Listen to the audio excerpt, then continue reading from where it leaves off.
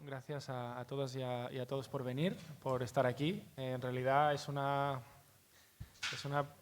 acto que hemos organizado con muy poco margen, así que da gusto que hayáis podido venir tantas. Y porque pensamos que el tema lo merece. No sé si lo habréis visto, pero esta mañana hemos hecho una rueda de prensa en el que hemos lanzado públicamente este informe, Beneficio colateral, relaciones armamentísticas entre España e Israel desde el 7 de octubre. Complementando, digamos, el lanzamiento a los medios de comunicación esta mañana, pues nos hace mucha ilusión poder estar en un espacio como La Maliciosa, a las que les damos muchas gracias. Yo la verdad que personalmente no había estado y me parece un sitio fantástico. Por acogernos con tanta rapidez y bueno, que es un sitio como muy bonito para poder tratar un tema tan importante como este. Entonces, yo me presento, soy Max Carbonell, soy del Centre de l'AS d'Estudis per la Pau. A mi derecha tengo a Eduardo Melero, que es profesor de Derecho Administrativo de la Universidad Autónoma de Madrid, investigador experto del Centre de l'AS y es coautor de este informe, junto a Alejandro Pozo, que hoy no ha podido venir. Y más a la derecha tenemos a Teresa de la Fuente, que es miembro de BDS Madrid, de la RESCOP, de la Red Solidaria contra la Ocupación en Palestina, y parte de la campaña por fin al comercio de armas con Israel. Muy brevemente, yo no me voy a alargar, simplemente explicaros esta presentación, este acto, pues tal como hemos hecho esta mañana también ante los medios, va a tener como dos partes. En una primera parte, Eduardo, que es el experto, nos va a trasladar y a explicar y a exponer los principales resultados y conclusiones e informaciones que contiene el informe que hemos publicado hoy. Y en una segunda parte, Teresa nos explicará un poco la campaña, el trabajo que se viene haciendo, la importancia de esto y nos hará un llamamiento a que podamos ir a la manifestación unitaria que hay este sábado aquí en Madrid. Antes de darles paso, simplemente explicar el Centro de l'AS. Somos un centro de investigación especializado en estudios de paz, investigación de militarismo. Ahora sí. Vale, mejor. Concretamente, por ejemplo, este año, este último año y pico hemos tenido la oportunidad de publicar, este es el tercer informe que publicamos, fiscalizando y sacando a la luz un poco el papel y la colaboración armamentística entre el Estado español y el Estado de Israel, y en relación con todo lo que está pasando con el genocidio que está llevando a cabo el Estado de Israel y sus aliados en Gaza.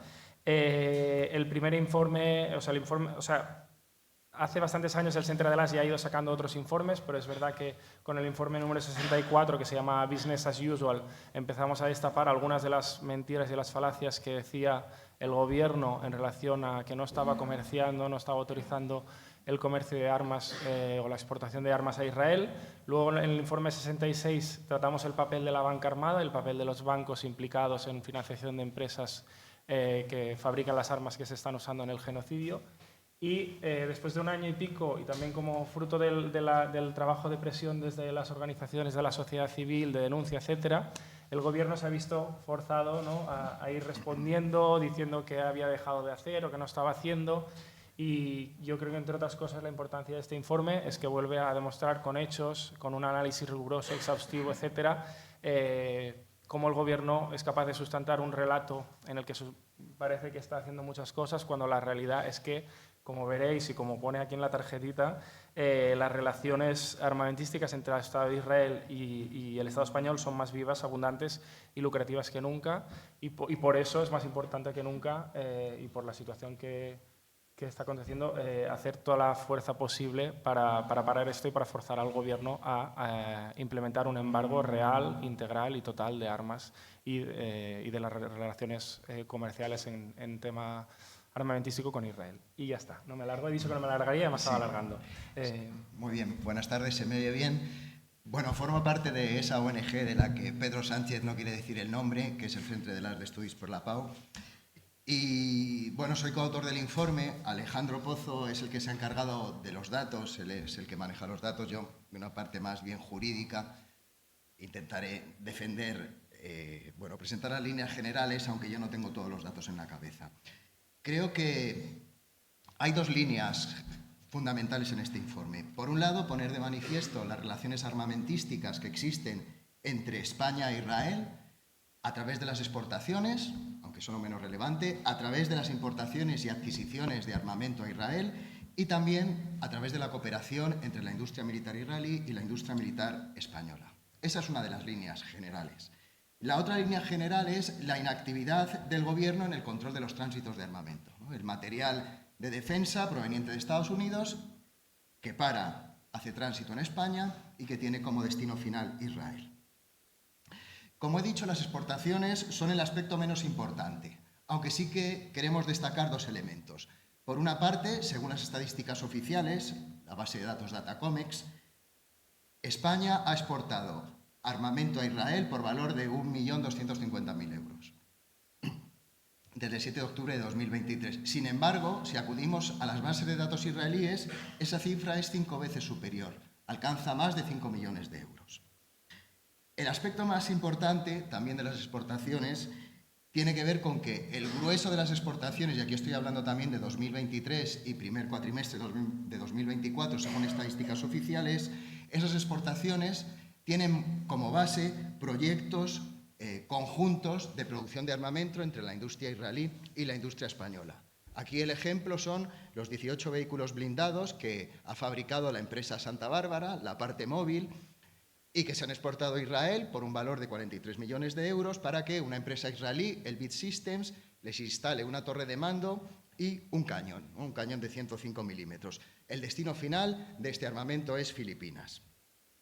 Estos blindados, ¿no?, la parte móvil, se exportó antes del 7 de octubre de 2023. Sin embargo, posteriormente a esta fecha se han realizado exportaciones de mucho menos valor que estos 43 millones de euros, pero se han seguido realizando exportaciones de material de defensa en el marco de este programa. Mucha mayor relevancia tiene la adquisición de armamento israelí. Hemos detectado en la base de datos Datacomex importaciones por valor de 36,7 millones de euros desde el 7 de octubre de 2023. Pero creo que el aspecto más relevante, y que debería ser escandaloso, si no lo es ya, es que el Gobierno español ha adjudicado 46 contratos a empresas israelíes por valor de 1.044 millones de euros.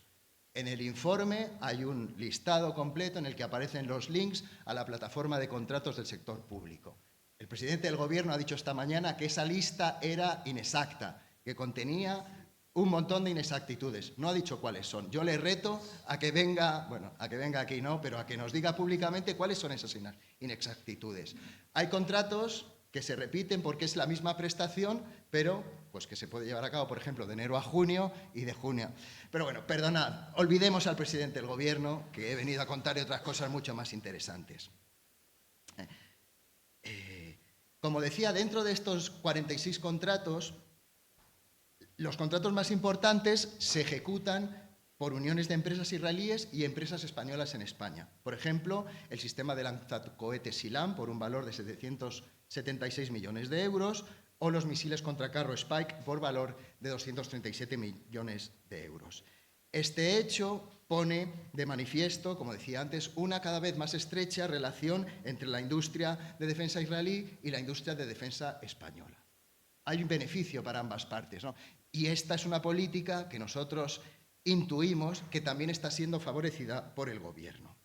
Además de estas adquisiciones, hay proyectos militares de sistemas de armas, en principio de producción española, que también utilizan elementos, componentes fabricados por Israel. Por ejemplo, el vehículo 8x8 Dragón, hemos detectado que hasta 5 componentes son producidos en Israel.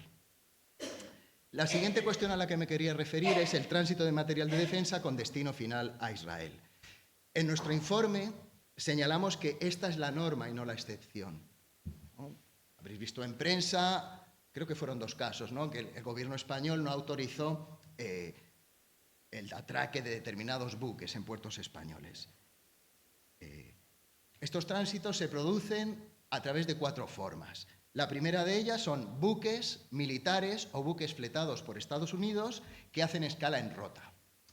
La segunda forma es buques militares de Estados Unidos y sobre todo comerciales que forman parte del programa de seguridad marítima de Estados Unidos que han hecho escala normalmente en Algeciras. Incluimos en el informe un listado en el anexo 4.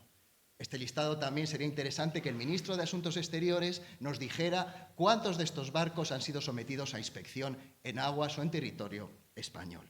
La tercera forma de tránsito son navíos comerciales de la empresa israelí ZIM, que a través de líneas regulares conectan puertos de Estados Unidos con puertos israelíes, pasando por Valencia y Barcelona. Y la cuarta forma son mercantes que provienen de Asia. El gobierno español ha dicho varias veces, el ministro de Asuntos Exteriores también lo ha dicho, que no ha autorizado ni autorizará tránsitos de material de defensa con destino final Israel. Hay un informe del Palestinian Youth Movement de noviembre de 2024 que ha detectado 944 envíos que habrían pasado por el puerto de Algeciras. En el informe también defendemos que el Gobierno está incumpliendo la legislación de comercio de armas, tanto en relación con las exportaciones como en relación con los tránsitos. El Gobierno dice que no ha otorgado ninguna autorización de exportación de material de defensa desde el 7 de octubre de 2023. No tenemos datos para desmentir esta información y consideramos que puede ser cierta. Pero lo que no ha hecho es suspender ni revocar ninguna de las autorizaciones que se han otorgado con anterioridad. Se supone que hay un órgano, la JIMDU, la Junta Interministerial Reguladora del Comercio Exterior de Material de Defensa y de Doble Uso, que ha revisado esas autorizaciones y que no ha encontrado ningún elemento para revocarlas ni siquiera para suspenderlas. Estas autorizaciones vigentes habrían justificado la exportación en noviembre de 2023 de 987.000 euros en municiones de Israel, que llevó a cabo la empresa Nammo Palencia, y también la exportación de los componentes relacionados con los vehículos blindados cuyo destino final es Filipinas. Bueno, quiero destacar aquí, el Gobierno español no ha dado ninguna explicación sobre la exportación de 987.000 euros en municiones de Nammo Palencia. En nuestra opinión, el Gobierno debería haber revocado o al menos suspendido las autorizaciones de exportación de material de defensa con destino a Israel que están en vigor, en aplicación del artículo 6.3 del Tratado de Comercio de Armas. Este artículo prohíbe la exportación de armamento cuando pueda ser utilizado para cometer genocidio, crímenes de lesa humanidad, ataques contra la población civil y otros crímenes de guerra. Y no solo eso, también la legislación europea, la Posición Común 2008-944 PESC, exigiría que se revocaran las autorizaciones, sobre todo teniendo en cuenta el criterio 2, respeto de los derechos humanos en el país de destino final y respeto del derecho internacional humanitario. El Tratado de Comercio de Armas y la Posición Común de la Unión Europea también se aplican al tránsito. Por tanto, el Gobierno debería prohibir los tránsitos. La conclusión a la que llegamos es que el Gobierno prefiere mirar hacia otro lado, porque si detectara algún tránsito, debería o bien no autorizarlo, o bien, si el buque ya está en territorio español, debería retener el material de defensa con destino a Israel. Y eso es algo que le obliga a la ley española, la ley 53/2007. También es interesante destacar el caso de los tránsitos que se llevan a cabo a través de la base naval de Rota, porque el convenio de cooperación de defensa con Estados Unidos impide, lo dice literalmente, que se puedan realizar inspecciones a los buques de las fuerzas de Estados Unidos, entre los que se incluyen los buques fletados por el Departamento de Defensa de Estados Unidos.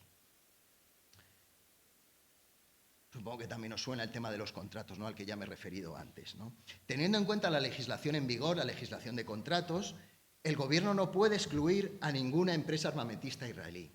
Tampoco tiene ninguna voluntad para hacerlo, ¿no? Eso quiero que quede claro, porque en muchos casos se está contratando directamente con empresas israelíes sin ningún tipo de competencia, porque considera que los productos israelíes son técnicamente superiores a la competencia. La imposición de un embargo de armas, de un embargo integral de armas, nos parece una medida indispensable. La comunidad internacional debería haber adoptado un conjunto de sanciones más amplio, no solo el embargo, pero ni siquiera ha adoptado un embargo.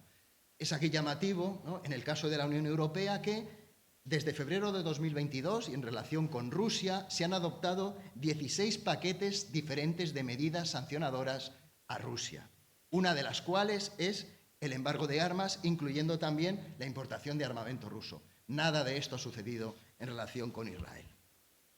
El gobierno español no ha querido tampoco aprobar ningún tipo de embargo, algo que podría hacer con base en su soberanía, porque considera, o nos está vendiendo, que las medidas que ha adoptado equivalen a un embargo de armas en la práctica, ¿no? en los hechos. Esto tampoco es correcto, como argumentamos en el informe. Un embargo integral permitiría adoptar, entre otras medidas, prohibir las exportaciones, prohibir las importaciones de armamento israelí, impedir la adjudicación de contratos a empresas israelíes o a filiales de empresas israelíes constituidas en España a través de prohibiciones de contratar, prohibir la financiación de la industria militar de defensa israelí, prohibir el tránsito de material de defensa, prohibir también el tránsito por el territorio español de combustible militar JP8. Este tipo de combustible, el JP8, es el que utiliza la Fuerza Aérea Israelí en Gaza y no tiene la consideración de material de defensa. Eso significa que no se somete a los controles que establece la legislación española, europea e internacional sobre el comercio de armamento. Todas estas medidas las podría adoptar el Gobierno por un decreto ley. Lo podría hacer el martes que viene en el Consejo de Ministros, si tuviera voluntad para ello. Y ese embargo integral podría estar vigente el miércoles, una vez publicado en el Boletín Oficial del Estado. ¿Por qué no lo hace? Pues la política gubernamental puede explicarse por la coexistencia de diferentes intereses o de diferentes lógicas que no se contradicen entre sí. En cuanto a las importaciones y adquisiciones, como ya he señalado, el Ministerio de Defensa considera que las empresas israelíes son las únicas empresas que ofrecen un determinado tipo de armamento y, como ya he dicho, por eso adjudica los contratos directamente a esas empresas, sin ningún tipo de competencia. Ejemplos son el lanzacohetes SILAM, el designador POD para sistemas de combate aéreo o los misiles contracarro Spike. Anteriores gobiernos también han celebrado contratos con la industria militar israelí y esto nos sitúa en una situación de dependencia tecnológica, porque tanto el mantenimiento como la actualización de esos sistemas de armas tienen que subcontratarse a las empresas israelíes que han producido ese armamento. Además, se está reforzando la relación entre la industria israelí de armamento y la industria militar con sede en España a través de los proyectos conjuntos de los que he mencionado. No lo hemos analizado en el informe, pero tenemos sospechas de que esta relación puede estar siendo promovida por el Gobierno como compensación que exige a la industria israelí. Esta situación, además, interesa tanto a la industria israelí como a la industria militar con sede en España. En relación con los tránsitos, Israel ha recibido centenares de envíos, como ya he mencionado, a través de barcos y aviones procedentes de Estados Unidos. Estados Unidos es el principal exportador de material de defensa a Israel en la actualidad. Como ya he señalado, el Gobierno español ha preferido mirar hacia otro lado en relación con los tránsitos, para no tener que adoptar medidas sancionadoras que le impone la legislación. Lo que ha hecho, en definitiva, es actuar como el aliado fiel que siempre ha sido, sin oponerse nunca a la política militar de Estados Unidos. El Gobierno también ha pretendido que la opinión pública española no conociera la realidad de las relaciones armamentísticas existentes entre España e Israel. Lo ha hecho ocultando información, con medias verdades y a veces con mentiras puras y duras. En primer lugar, quiero destacar que han sido los movimientos sociales, entre ellos el Centre de l'As, y también determinada prensa crítica, las que han hecho pública los casos más criticables. No ha ido el Gobierno diciendo, hemos hecho esto, ¿qué os parece? Nosotros creemos que hay que adoptarlo por tal razón, no, sino que ha tenido que ir matizando sus compromisos, como decía antes, cada vez que aparecía un caso escandaloso. El Gobierno ha querido vender a la opinión pública que no se ha vendido ni adquirido armamento a Israel desde el 7 de octubre de 2023. Y, para convencernos de ello, afirmamos en el informe que ha puesto en marcha una campaña de desinformación en la que han participado el presidente del Gobierno, la ministra de Defensa, el Ministerio de Interior, la secretaria de Estado de Comercio e incluso la ministra de Educación, ministra portavoz del Gobierno. Utilizamos el término desinformación en el informe porque consideramos que se cumplen los requisitos de la definición de desinformación que establece la Unión Europea, porque el Gobierno español ha difundido información verificablemente falsa o engañosa que se crea, presenta o divulga para engañar deliberadamente a la población. En el informe recogemos 10 declaraciones de autoridades públicas que son matizables, engañosas o que no se corresponden con la realidad. Bueno, para la segunda edición, por lo menos ya tenemos la 11ª, ¿no? La 11ª, que es las declaraciones del presidente del Gobierno esta mañana. Esta política gubernamental tiene sus consecuencias. Las más graves las está sufriendo la población palestina en Gaza. Aunque sea de forma indirecta, el Gobierno español tiene cierto grado de corresponsabilidad y no ha adoptado medidas para dificultar el suministro de armamento a Israel procedente de Estados Unidos. El Gobierno español también está financiando la industria de defensa israelí y está favoreciendo las relaciones entre la industria española de defensa y la industria armamentista israelí. Este apoyo consideramos que contribuye a la ocupación ilegal de Palestina y al régimen de apartheid de Israel contra la población palestina. Una situación que existe ya desde hace años, que no existía, que no ha surgido del 7 de octubre de 2023. El apoyo a la industria militar israelí desde el 7 de octubre de 2023, además, contribuye a las graves violaciones de derechos humanos que está cometiendo Israel desde el 7 de octubre. Pero entendemos también que esta política gubernamental también tiene sus consecuencias hacia adentro, ¿no? Tiene sus efectos en la democracia española. La campaña de desinformación del Gobierno para ocultar su corresponsabilidad ejemplifica el déficit estructural que existe en la definición democrática de las políticas de defensa. Consideramos que debería formar parte de esta política debatir si queremos comprar armamento a países que vulneran los derechos humanos, como es en el caso de Israel. En el actual contexto, además de realismo europeo, es cada vez más necesario que la política de defensa se decida democráticamente. Hemos elaborado este informe para denunciar, como decía, las relaciones armamentistas existentes entre España e Israel. Creemos que aportamos suficiente información, suficientemente contrastada, para que se abra un verdadero debate social sobre la política del Gobierno en este ámbito. Pues simplemente ya os sugerimos, os recomendamos que leáis el informe y podáis juzgar por vosotros, por vosotras mismas. Muchas gracias.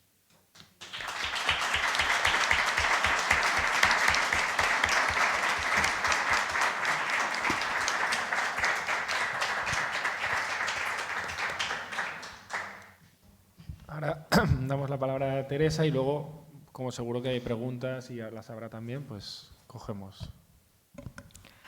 Bueno, muchísimas gracias, Eduardo, por tu claridad, por tus datos y por toda la luz que arrojas y que seguro que estamos deseando leer este informe porque, bueno, pues todo lo que cuentas es gravísimo.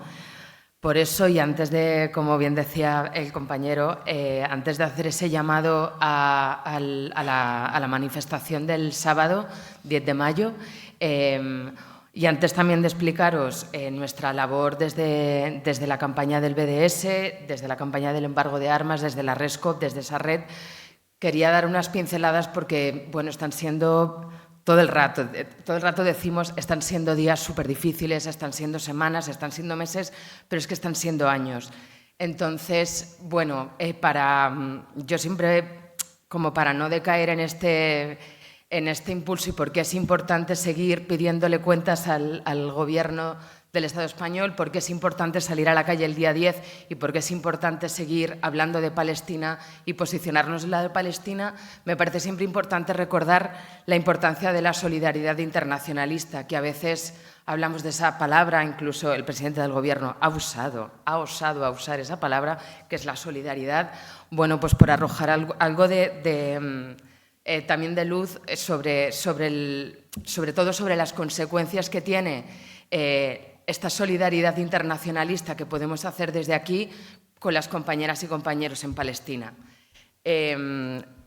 Yo hablo por supuesto, desde mi experiencia y de las resto de compañeras y compañeros con los que he conocido Palestina. En 2016 fue la primera vez que yo visito Palestina en una brigada precisamente de solidaridad internacionalista con otras 15 compañeras que íbamos a hacer una pequeña investigación militante, vamos a llamarla, sobre cómo estaban conformados los grupos los colectivos de mujeres palestinas que estaban haciendo frente a la ocupación, a la colonización, al patriarcado palestino, al patriarcado israelí y y al paternalismo de la comunidad internacional que no estaba viéndolas como actoras de derecho. Bueno, detrás de todo eso tuve la suerte de conocer a muchísimas mujeres activistas palestinas que sin duda yo creo que lanzaban grandes mensajes. Yo la primera vez reconozco que tenía como cierto miedo desde mi feminismo eurocentrado blanco, que parece que tenemos clarísimo qué significan las opresiones y el patriarcado y pensamos que la vida, pues eso, tiene a veces una manera de entenderse totalmente eurocéntrica y precisamente las compañeras en Palestina nos enseñaron muchas cosas, entre ellas pues todos estos matices de la solidaridad internacionalista y por qué era importante que visitáramos Palestina. Lo primero para mí que es importante decir, y me vais a permitir que cite a una de estas mujeres, que es Manal Tamimi, de los comités de lucha popular en Abisalén, al norte de Cisjordania. Ella, cuando hablaba de su posicionamiento de resistencia popular no violenta, y estábamos debatiendo sobre esto de la no violencia como una postura precisamente no pasiva, sino coordinadora de nuestra ira y nuestra rabia, ella decía, dice, al final ellos lucharán contra ti porque eres palestino, no por el tipo de lucha que tú decidas llevar a cabo. Incluso aunque no hagamos nada en nuestras casas, ellos vendrán y nos dispararán, nos arrestarán, confiscarán nuestras tierras, solo porque somos palestinos. Así que nosotros hemos adoptado la resistencia popular no violenta y nuestra protesta principalmente comienza, y empieza a describir su manera, su manera de hacer esta resistencia popular no violenta semanalmente. Pero me parecía muy interesante esta reflexión, ¿no? Al final el discurso sionista que ha construido precisamente el sionismo sobre la lucha palestina, pues está bajo ese paraguas de la islamofobia que ha posicionado a los palestinos en el lugar de la lucha palestina es necesariamente terrorista, ¿no? Pues lo que nos explicaba Manal y otras muchas compañeras es que, yendo allí demostrábamos que no habíamos comulgado con este discurso que intenta todo el rato hacer llegar el Estado de Israel a las sociedades europeas, principalmente occidentales, si queremos decir, sino que estábamos haciendo frente a eso y estábamos desafiando. Eso, por un lugar, como gracias por venir aquí, porque vuestra presencia desafía eso y, sobre todo, tenemos como un mandato que la solidaridad, que las activistas, los activistas vengáis aquí, tiene una misión muy importante de cara a cuando volváis a vuestros lugares. Y es que contéis a todo el mundo, solo necesitamos que contéis la verdad. No la verdad que nosotras os decimos, sino la verdad que vosotras veis con vuestros propios ojos. Porque qué difícil explicar lo que es la ocupación militar o la colonización de toda la Palestina histórica. Qué difícil es explicar lo que es un apartheid y todos los washings que lleva a cabo el Estado de Israel si no se ve con los propios ojos. Y aún así, qué complicado es albergar en la mente que tantas vulneraciones de derechos humanos se lleven a cabo todo el rato, todos los días.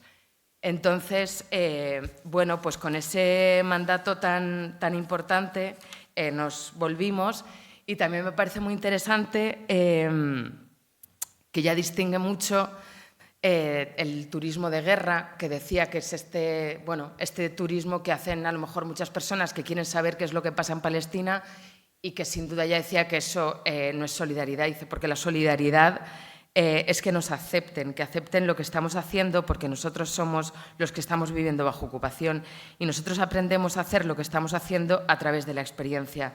Llevamos en estos 70 años, así que aprendemos a lidiar con esta ocupación.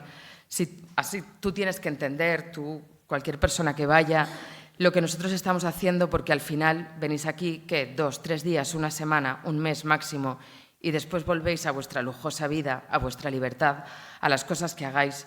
Y quizá al final olvidéis lo que está pasando en Palestina, o os acordéis de Palestina una vez al día, una vez al mes, pero seguiréis disfrutando de vuestra vida. Así que no podéis criticar lo que yo estoy haciendo si vosotros volvéis a vuestras vidas y yo me quedo aquí viviendo esta vida llena de sufrimiento y de dolor. Yo creo que estas palabras son súper interesantes para entender pues, todos esos a veces prejuicios o juicios sin haber vivido, como ya dice, bajo una ocupación militar y bajo una colonización ilegal. Bueno, dicho todo esto, bueno, pues la forma que ha encontrado el pueblo palestino es ese llamado que hace en 2005, más de 170 organizaciones palestinas se organizan para hacer esta llamada de la campaña de boicot, desinversiones y sanciones al Estado de Israel. ¿De dónde nace esta campaña? Bueno, entre otras cosas, del éxito de la campaña de boicot que hubo en Sudáfrica y de la necesidad de, como ellas dicen todo el rato, de aislar al Estado de Israel de todas esas, de sus washing, de esos halos de democracia, ¿no?, que vende el propio Estado de Israel y por todos los medios, ¿no? Ese movimiento del BDS, del boicot, desinversiones y sanciones, tiene que ser como una especie de monitoreo. Creo que Eduardo explicaba súper bien el trabajo que hace el Centre de l'As en esa exigencia, ¿no?, en ese accountability, en esa petición de rendición de cuentas popular social, en este caso del embargo de armas, pero podemos extrapolarlo absolutamente a todos los aspectos, ¿no? Desde la campaña del BDS, o sea, la B, que son los boicots, no solamente el boicot económico, sino también el boicot académico o cultural o deportivo. Creo que el objetivo de todo esto es visibilizar pues eso, la no normalización, que no se puede normalizar al Estado de Israel, que está cometiendo, como también ellas lo decían ya en 2016, lo que está pasando en Palestina es un genocidio diario. Hablar de genocidio a partir del 7 de octubre, claro, es un genocidio televisado, pero este genocidio ha empezado desde hace más de 70 años, ¿no? Entonces, bueno, pues es una de las herramientas, ellas lo dicen, una de las más poderosas que tenemos, hacer este boicot y pedir estas desinversiones y, por supuesto, estas sanciones, que es algo que creo que clama al cielo, como acaba de decir Eduardo, los datos de los paquetes de sanciones que se han impuesto a Rusia, pero no al Estado de Israel, ¿no? Por decir alguno, pero dicho todo esto, aún así el boicot funciona, la presión funciona, porque de hecho en 2015 el Estado de Israel aprueba una ley contra el BDS en general y todos los activistas y todas las activistas en particular. Es como el BDS es nuestro mayor enemigo, es un movimiento judeófobo que atenta contra la integridad del Estado de Israel, entonces estamos totalmente en contra de todo lo que, de cualquier relación que se tenga con el boicot o con la campaña del BDS, perdón. Pero ¿qué éxitos ha tenido ayer? Pues mira, o sea, refrescando así algunos de los datos, bueno, evidentemente desde el 7 de octubre del 23, aparte de que todo esto le está costando muchísimo dinero a Israel y eso supone, bueno, pues leía, ¿no?, desde finales del 23, el PIB del Estado de Israel cae un 21% en el último trimestre y el consumo privado cae un 27%. La presión del BDS logra múltiples desinversiones económicas y la revisión de relaciones comerciales de grandes corporaciones como McDonald's, Puma o Samsung. Y desde el noviembre del 23, la corporación Bank of America se deshizo del 50% de las acciones con una de estas empresas, el BIT, que ha comentado Eduardo. Se consigue que Intel, la corporación, deje de invertir 25.000 millones de dólares gracias a la presión del movimiento. Y bueno, las inversiones en startups israelíes cayeron un 90% el año pasado. Y un importante diario israelí anunciaba también el julio pasado que 46.000 negocios israelíes cerraban. Bueno, todos estos son datos que si bien pues dan un poco de esperanza para intentar seguir haciendo ese boicot, por supuesto, pero no nos podemos quedar ahí. No solamente hay que hacer o hay que llamar al boicot, sino, por supuesto, y a las desinversiones, sino, por supuesto, a las sanciones, por supuesto, al embargo. Y de aquí viene un poco el llamamiento para que vayamos todas y todos ese sábado 10 de mayo a las 12 en Atocha, porque es súper importante, no solamente de cara al Gobierno, que por supuesto, sino porque nuestros actos aquí tienen una consecuencia allí y a veces no somos conscientes de esto, pero estoy segura que ese sábado por la noche, cuando estén circulando cientos y miles de fotos y de vídeos de la solidaridad desbordante que habrá desde Madrid, pues bueno, a lo mejor no podemos conseguir, ojalá sí, que el martes se apruebe ese Real Decreto en el Consejo de Ministros, pero podemos conseguir que esa solidaridad llegue de alguna manera a las compañeras y a los compañeros palestinos, que es quizá la herramienta así más directa que tenemos si no tenemos que dejar de usarla.